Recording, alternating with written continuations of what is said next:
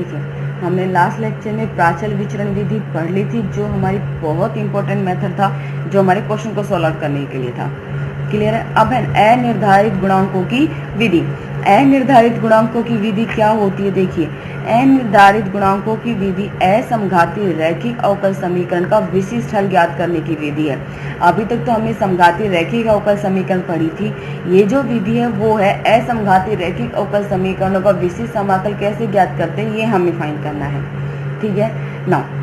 कुछ रिजल्ट हैं यहाँ आपकी याद, जो कि हम क्वेश्चंस में डायरेक्ट यूज में लेते हैं। इधर देखिए, ये जो वैल्यूज होती हैं असमघातीय, ये हमारे जो दाएं तरफ r का मान होता है उसके ऊपर डिपेंड करके हम इसका सॉल्यूशन लेकर चलते हैं। ठीक है, r के मान के ऊपर डिफाइन करता है। अब यहाँ देखिए, जो आपको ये वैल्यूज दे रखी है, r का मान है कि f(x) में अगर पद ये हो a की पावर x हो या फिर e की पावर x हो, ठीक है, तो अगर हमारा जो फलन दिया हुआ है और उसमें f(x) यानी जो r है, r के ऊपर बात हो रही है, वो अगर मेरा a की पावर x से e की पावर x दिया हुआ है, तो हम उसका विशिष्ट समाकल मानकर चलते हैं कैपिटल A इंटू ए की पावर x। जब a की पावर x दिया हो और अगर e की पावर x दिया हो तो हम मान के चलेंगे a into a to the power x। ये मानकर चलते हैं विशिष्ट समाकल के लिए, जहाँ a अनिर्धारित गुणांक होता है और इसका मान इस तरीके से निकाला जाता है कि ये दी हुई अवकल समीकरण को संतुष्ट करे।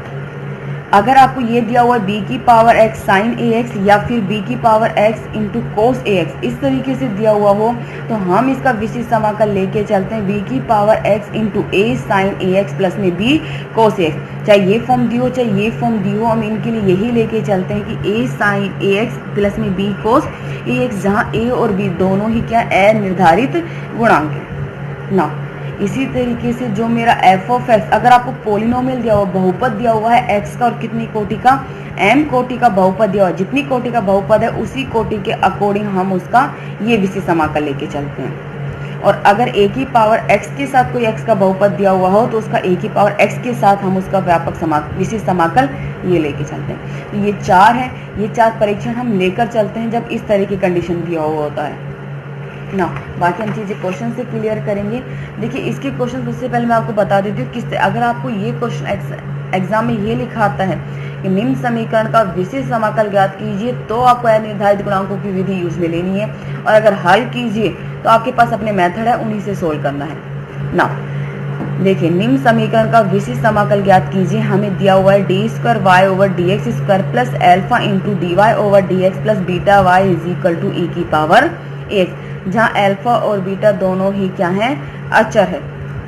अब आपको यहाँ पे तीन केस में प्रूफ करना है। पहला कि जब a इस अवकल समीकरण की सहायक समीकरण का मूल नहीं हो, दूसरा कि जब मेरा a इसकी सहायक समीकरण का सिर्फ एक मूल हो, और तीसरा कि जब जो a है वो सहायक समीकरण का द्विमूल है, यानी दो मूल आ रहा हो। ठीक है, तो हम सबसे पहले वाला प्रूफ करके लेके चलेंगे कि जब मेरा a है वो क्या है, सहायक समीकरण का एक मूल नहीं हो।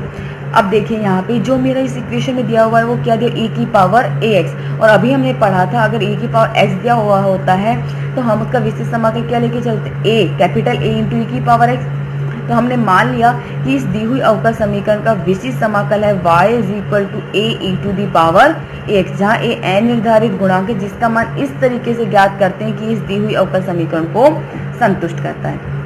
क्लियर है। यहाँ से dy ओवर dx का मान निकाल लीजिए, जो क्या होगा a e की पावर ax। सेकंड डिफरेंशियल भी फाइंड कीजिए, जो होगा a into a square e की power ax। y dy over dx और d square y over dx square, इन तीनों के मान समीकरण 1 में रखने पर, रखिए समीकरण 1 में, तो आपकी इक्वेशन हो जाएगी a स्क्वायर e की power ax plus a alpha e की power ax plus a beta e to the power ax is equal to e to the power ax। यहाँ से देखिए a कॉमन आ रहा है, e to the power ax common आ रहा है, तो अंदर बचेगा a into a square plus a alpha plus beta e की power ax is equal to e की पावर ax, यानी a is equal to 1 upon a square plus में a अल्फा प्लस में बीटा। ये इक्वेशन मिली है। अब आपको जो फर्स्ट केस आप प्रूफ कर रहे हो, तो ये इसकी सहायक, क्योंकि a क्या हुआ है कि a सहायक समीकरण का मूल नहीं है। अब यहाँ देखिए, अगर सहायक समीकरण का मूल नहीं है तो और इस इक्वेशन की सहायक समीकरण होगी जो क्या होगी आपकी m स्क्वायर प्लस में m अल्फा प्लस में बीटा इज इक्वल टू 0। यही होगी। और चूंकि a इसका मूल नहीं है और मेरे पास जो a का मान आया वो क्या हुआ, a स्क्वायर प्लस में a अल्फा प्लस में बीटा। तो अगर a मेरी इस सहायक समीकरण का मूल नहीं, यानी m का मान अगर a नहीं निकला है, तो इसका मतलब क्या है कि जो ये मेरी वैल्यूज है वो क्या होगी, नॉट इक्वल टू 0 होगी।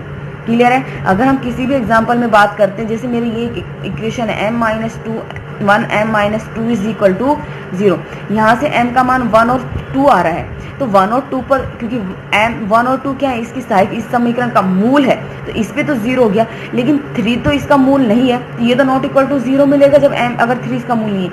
इसी तरीके से तो ये है, हमें दिया हुआ है कि जो a है वो इस सहायक समीकरण का मूल नहीं है, और जो मुझे ये यानी जो ये मान मिला है, अगर a इसका मूल नहीं है, तो यानी जब मैं m बराबर a पुट करती हूँ तो ये मान कभी भी 0 नहीं होगा।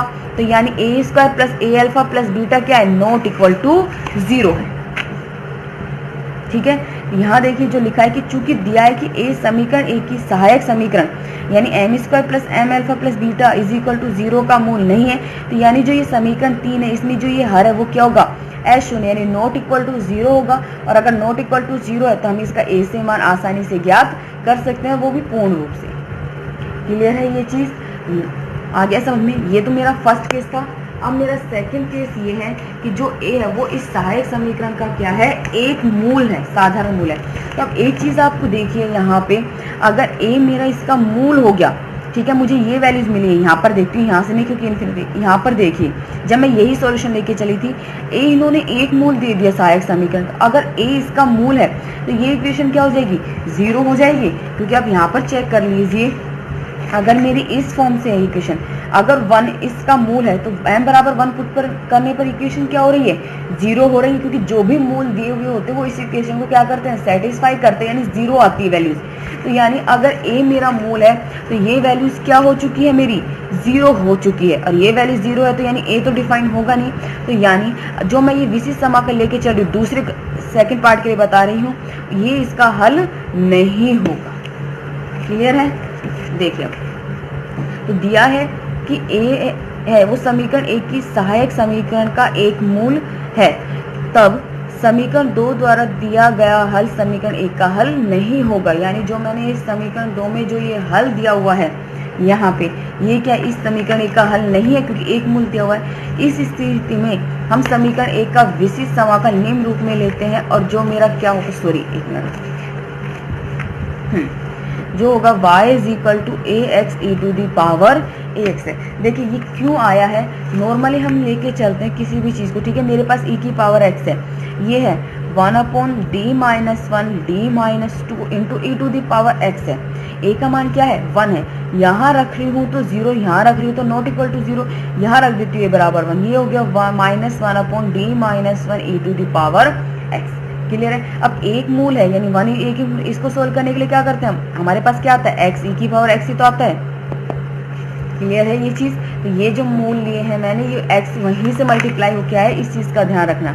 एक मूल दिया हुआ है यानी उस पर विशिष्ट समाकल इसी तरीके से निकालेंगे, तो यानी y is equal to a x e to the power a x. Clear है चीज, जहाँ ए निर्धारित गुणांक है और मान इस तरीके से ज्ञात करते हैं जो डी का समीकरण। यहाँ से dy ओवर dx का मान निकाल लीजिए और d square y over dx square का मान निकालिए। दोनों मान हमने निकाल लिए, ये दोनों मान क्या करेंगे हम, तीनों के मान y dy ओवर dx और d square y over dx square, तीनों के मान समीकरण 1 में रखने पर पुट कर दीजिए। ये इक्वेशन आएगी मेरी। नाउ e की पावर ax तो मेरा कंप्लीट में से क्या आ रहा है, कॉमन आ रहा है। आगे बात समझ में, a की पावर x तो मेरा कंप्लीट में से कॉमन आ चुका है। नाउ कॉमन आने के बाद यहाँ देखिए, मैं यहाँ से मैं x की टर्म भी साथ में कॉमन ले रही हूँ, a के साथ। एक x की टर्म यहाँ पर है आपकी, ठीक है, एक x की टर्म यहाँ पर है और एक x की टर्म यहाँ पर है। e की पावर x कंप्लीट में से कॉमन, x और a को कॉमन लीजिए तो हो गया a into a square plus a alpha plus beta into x, और अब कॉन्स्टेंट ले लीजिए a इंटू 2a प्लस में अल्फा, e की पावर x कैंसिल आउट। अब हमें दिया हुआ है कि जो a है वो समीकरण एक की सहायक समीकरण का मूल है। तो ये देखिए यहाँ पे द्विघाती समीकरण है a की, ठीक है।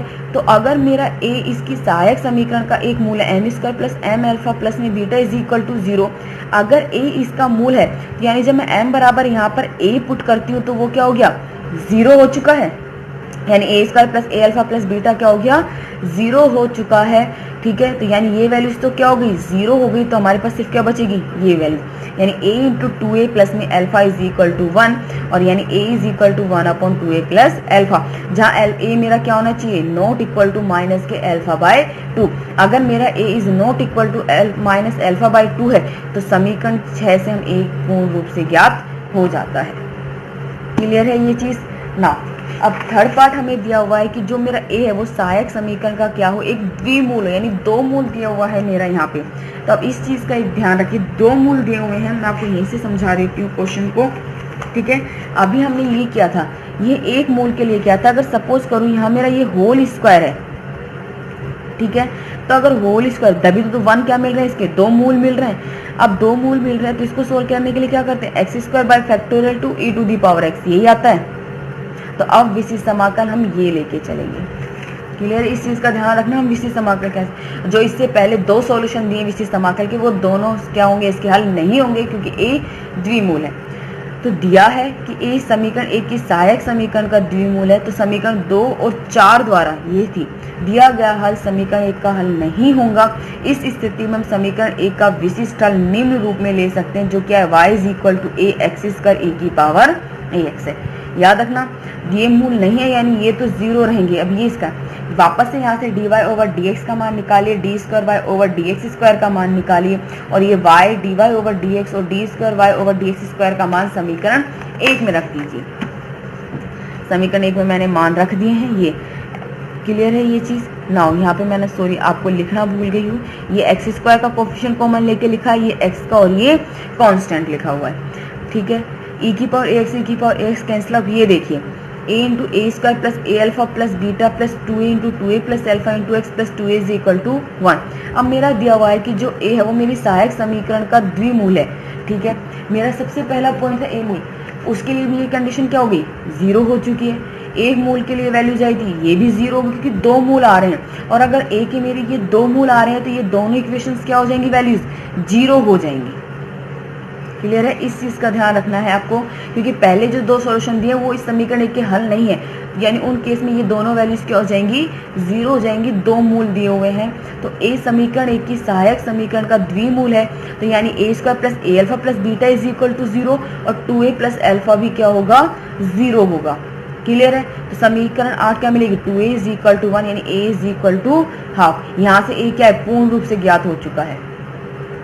ठीक है, तो ये है आपके क्वेश्चन जो इस तरीके से आपको सोल्व करने हैं। आपको क्वेश्चन अगर एग्जाम में दिया जाता है कि विशिष्ट समाकल ज्ञात कीजिए, तो आपको ये विधि लेनी है। ठीक है, आपको केस दे दिए हैं मैंने, हर एक स्टेप को समझ में दिया है। अगर आपको 4 एग्जाम्पल है, अगर इनमें से कोई समझ में नहीं आता है तो आप मुझे बता देना, मैं आपको फिर से रिपीट कर दूंगी, मैं फिर से समझा दूंगी आपको, अगर किसी चीज़ में कोई भी डाउट है। साथ ही ये आपकी यूनिट 4 का लास्ट पोर्शन था, आपकी 4th यूनिट कंप्लीट हो चुकी है।